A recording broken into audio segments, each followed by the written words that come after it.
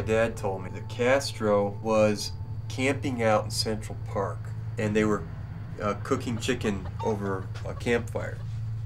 And I thought that was a really kind of a romantic kind of a story, you know, that Castro and his entourage would be camping out in Central Park and cooking a chicken over a campfire. And part of that story may be true, I don't know.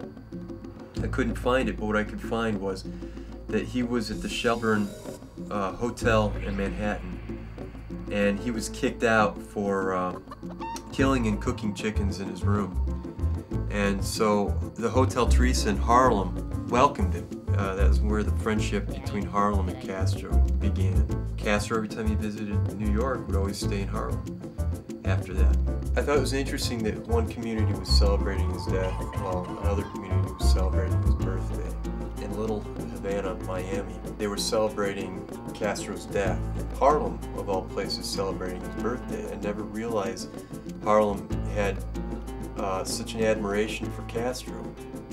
But it turns out Castro is regarded as a great champion of civil rights movement, and he's always been cast as a villain in this country, but there's that one community that has an appreciation for him. I was just compelled to make this sculpture because of that story. This sculpture is really an attempt to honor Fidel Castro for his civil rights contributions and mark the end of a long regime.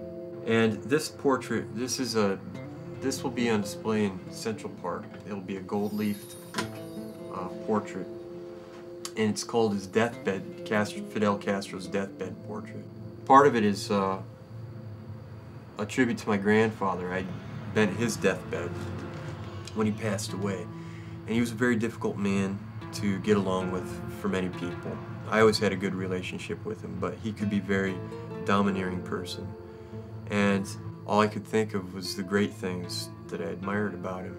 And I think that's the way it is. And I think with Castro, it could be very similar for a lot of people that may still be upset with him.